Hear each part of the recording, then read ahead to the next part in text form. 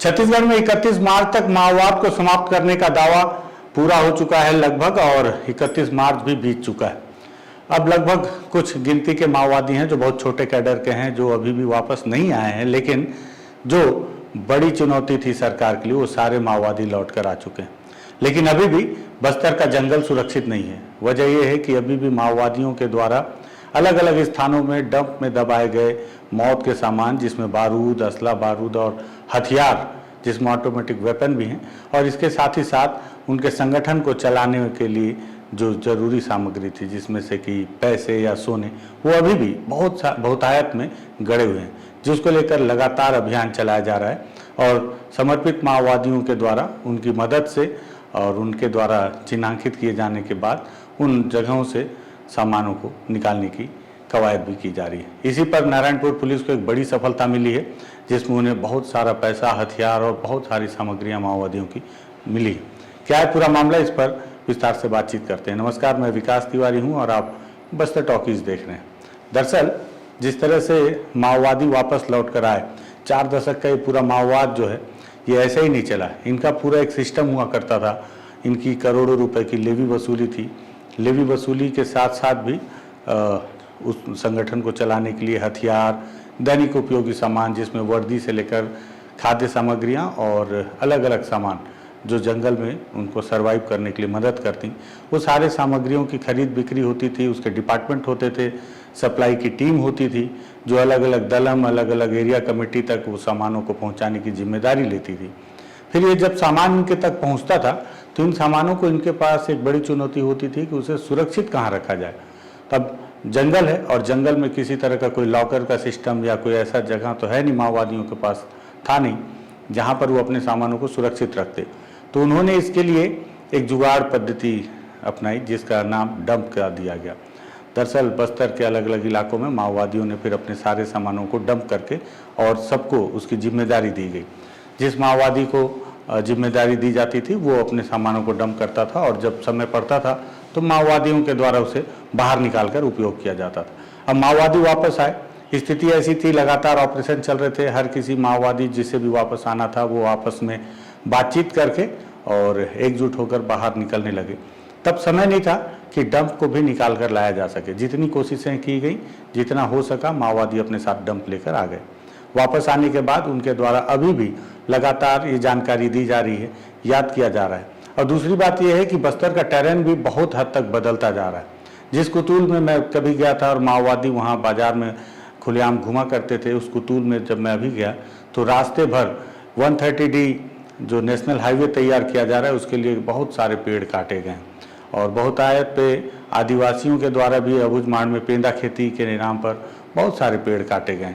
हालांकि आदिवासियों का कहना है कि ये उनकी पुरानी पद्धति है, इसी तरह से उनके द्वारा खेती की जाती है, पेंदा खेती, जिसमें कि बड़ी संख्या में जंगलों को काटा जाता है, फिर वहाँ खेती की जाती है और उसके बाद वो अगले साल किसी अन्यत्र स्थान पर जाकर वहाँ फिर इसी तरह से पेड़ काटते हैं और 4-5 साल तक उस इलाके को छोड़ देते हैं जहाँ पिछले साल उनके द्वारा खेती की जाती है। खैर, तो इन सब कारणों से जो टेरेन वो पूरी तरह से बदलता जा रहा है। जो माओवादियों के द्वारा डंप किया गया, आसपास निशानदेही के लिए उन्होंने हो सकता है 2 पेड़ों को चिन्हांकित किया हो, और जब दोबारा गए तो वो पेड़ ही ना हो, वहाँ पर किसी कारणवश काट दिए गए हों या वहाँ की परिस्थितियाँ बदल गई हों, तो भी माओवादी लगातार अभी जवानों को मदद कर रहे हैं और उन डंप को बाहर निकालने की कोशिश कर रहे हैं। इसी कोशिश में आज नारायणपुर पुलिस ने एक जो डंप सामग्री उसे पत्रकारों के समक्ष प्रस्तुत किया। इतना पैसा और हथियार है कि देखकर आपकी आंख चौंधिया जाएगी कि अभी भी इतना पैसा बस्तर के जंगलों में दबा पड़ा है। और सोना तो खैर आज नहीं था, लेकिन इसके पहले भी जब बीजापुर में दिखाया गया 14 करोड़ रुपए, जिसमें लगभग 11.5 करोड़ के सोना के बिस्किट थे सोने के और बाकी कैश था।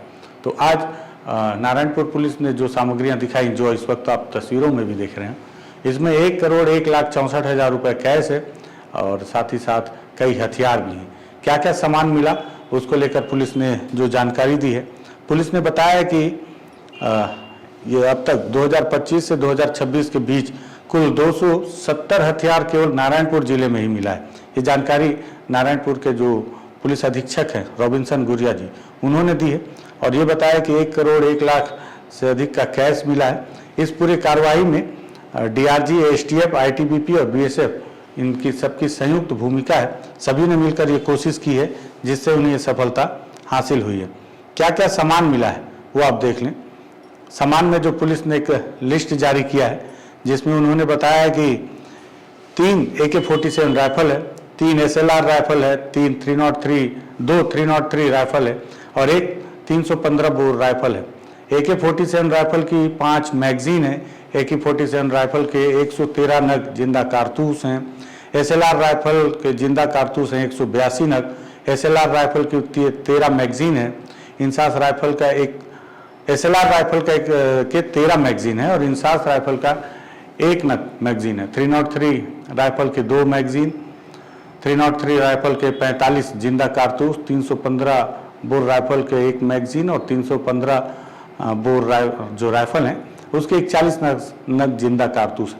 12 बोर के 2 बंदूकें हैं, देसी कट्टा 2 हैं। 12 बोर के जिंदा कारतूस है 19 नग।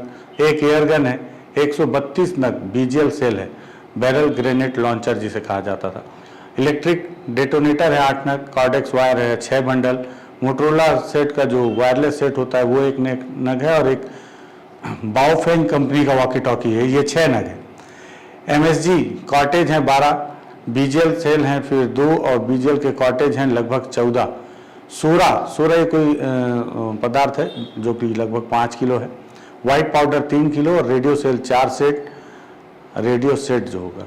बिजली का वायर है 2 बंडल और इसके साथ ही साथ अन्य दैनिक उपयोगी सामान भी निकाले गए हैं। ये एक साथ नहीं है, अलग अलग डंप से बरामद किए गए हैं, लेकिन अभी भी सोचिए 1,01,64,000 रुपये नगद जो जमीन के अंदर दबा हुआ था। माना जा रहा है अभी भी बहुत सी राशि है।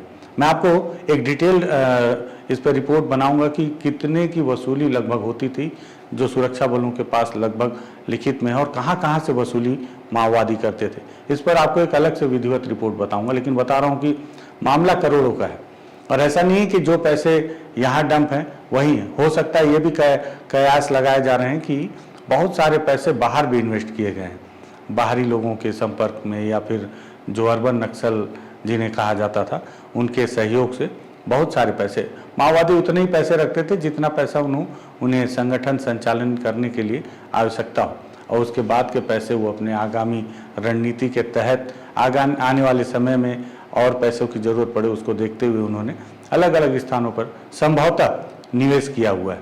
और बहुत सारा पैसा उन्होंने, क्योंकि समय समय पर कई बार सरकार के द्वारा नोटबंदी या नोट बदली की गई तो उस दौरान उन समस्याओं से ना जूझना पड़े, इसलिए उन्होंने एक और नई तरकीब निकाली कि उन्होंने अपने अधिकतर कैश को सोने में कन्वर्ट कर दिया, ताकि जब भी सरकार नोट तो बदल सकती है पर सोना नहीं बदल सकती।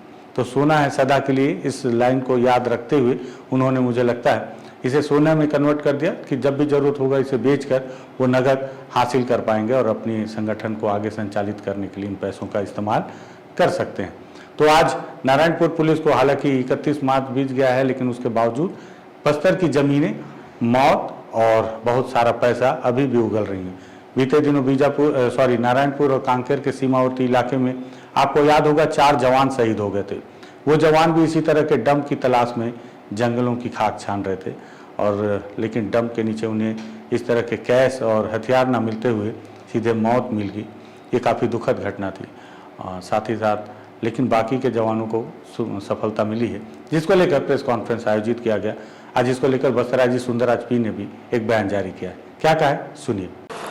बस्तर संभाग के अंतर्गत छत्तीसगढ़ शासन एवं भारत सरकार की मंशा अनुरूप तथा क्षेत्र की जनता की इच्छा के अनुसार बस्तर पुलिस एवं इधर तैनात सुरक्षा बल द्वारा विगत समय में एक बेहतर रणनीति के तहत नक्सल विरोधी अभियान संचालित की गई, जिसके परिणाम स्वरूप बस्तर संभाग के अंतर्गत वर्तमान में नक्सल गतिविधि लगभग पूर्ण रूप से समाप्त हो चुकी है।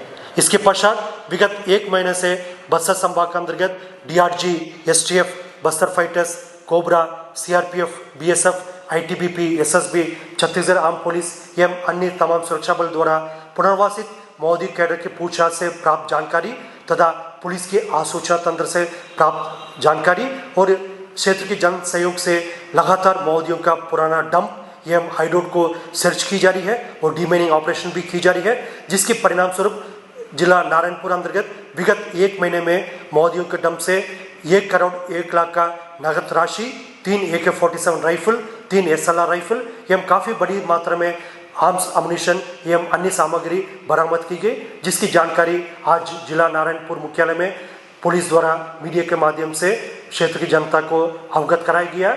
बस्तर संभाग के अंतर्गत अन्य जिला में भी इस प्रकार माओवादियों का पुराना डंप एवं हाइडआउट को क्लियर करने के लिए सुरक्षा बल द्वारा सर्चिंग अभियान जारी रखा है। इस अभियान के तहत जो परिणाम प्राप्त होगा, समय समय पर क्षेत्र की जनता को मीडिया के माध्यम से अवगत कराया जाएगा। तो सुना आपने, बस्तर आईजी सुंदराज पी हैं, इन्होंने भी बताया कि किस तरह से अभी भी जवानों के द्वारा ऑपरेशन किया जा रहा है और वो डंप जिन्हें माओवादियों के द्वारा किसी समय छुपा कर रखा गया था, उसे निकालने की कोशिश लगातार जारी है। आपको बताऊं कि इसके अलावा अभी भी बहुत सारे कैश और बहुत सारे जो गोल्ड हैं या सोना है, मुझे लगता है वो कभी बाहर शायद ही आ पाए, जिसके पीछे वजह है कि बहुत सारे ऐसे भी माओवादी हैं जिन्हें इस डंप को रखने की जिम्मेदारी तो दी गई थी, लेकिन अब वो अलग अलग मुठभेड़ों में मारे जा चुके हैं, जो कि माओवादी संगठन के दूसरे सदस्यों को उसकी जानकारी नहीं थी, तो इसलिए अब उसे ढूंढ पाना एक टेढ़ी खीर के समान है। तब देखना होगा आने वाले समय में पुलिस कितने और कैश बरामद कर पाती है, और ये देखना होगा कि क्या कभी वो समय भी आएगा कि जिससे ये पता चल पाए कि अब तक माओवादियों के द्वारा कितने पैसे लेवी के तौर पर लिए गए और कितने पैसे उनके द्वारा डंप में रखे गए, साथ ही साथ कितने पैसे बाहर निवेश किए गए, जैसे जिस पर एक अनुमान लगाया भी जा रहा है। मुझे लगा एक बड़ा आंकड़ा है आज भी ये बरामदगी का, इसे आपको बताऊं, इसलिए इस वीडियो को हमने तैयार किया है। पसंद आए शेयर कर सकते हैं, बस्तर टॉकीज को सब्सक्राइब कर सकते हैं। धन्यवाद।